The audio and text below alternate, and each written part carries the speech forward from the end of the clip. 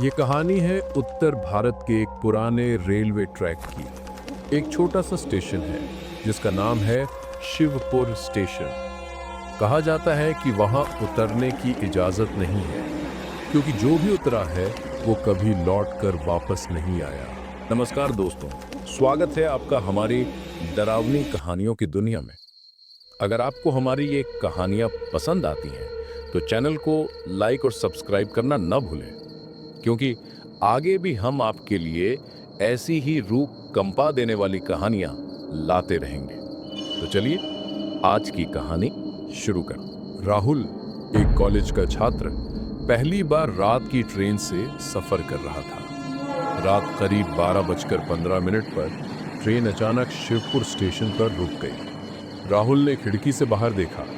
चारों तरफ अजीब सा सन्नाटा था। स्टेशन पर पीली पीली मध्यम लाइट जल रही थी जो बार बार झिलमिला रही थी। हवा इतनी ठंडी थी कि जैसे किसी ने बर्फ की सांस उसके चेहरे पर छोड़ दी हो। उसकी नजर सामने बने वेटिंग रूम पर गई। दरवाजा आधा टूटा हुआ था और हवा चलने पर चर चर की आवाज आ रही थी। लेकिन अजीब बात यह थी कि अंदर से फुसफुसाहटें सुनाई दे रही थीं, जैसे कुछ लोग धीरे धीरे बातें कर रहे हो। राहुल ने गौर से देखा, वहां कोई भी नहीं था।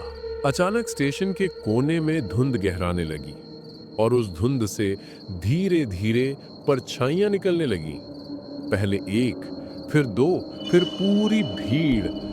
उनके चेहरे साफ नहीं दिख रहे थे, लेकिन सबकी आंखें अजीब सी चमक रही थीं। राहुल ने देखा, उनमें से एक छोटा बच्चा प्लेटफॉर्म पर बैठा टूटी हुई खिलौना ट्रेन से खेल रहा था।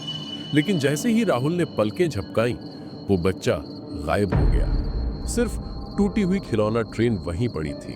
अचानक स्टेशन के कोने पर टंगी पुरानी लोहे की घंटी अपने आप बजने लगी।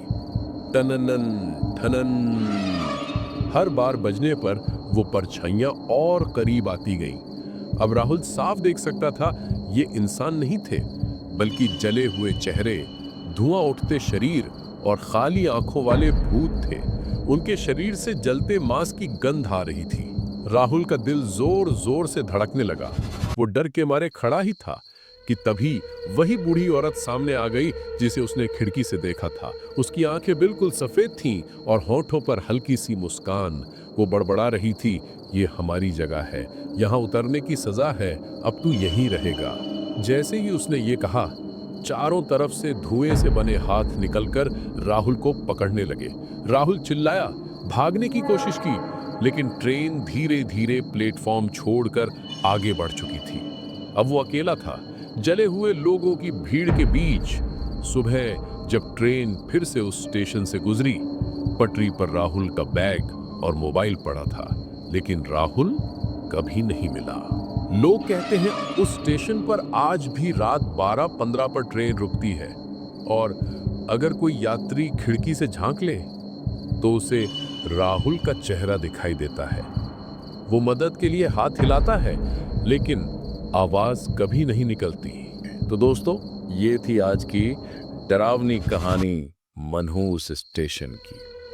अगर आपको ये कहानी पसंद आई हो तो लाइक और सब्सक्राइब जरूर करें, क्योंकि अगली बार हम और भी खौफनाक कहानी लेकर आएंगे। और याद रखिए, हर स्टेशन मंजिल तक पहुंचाने के लिए नहीं होता, कुछ स्टेशन आपकी आखिरी मंजिल बन जाते हैं।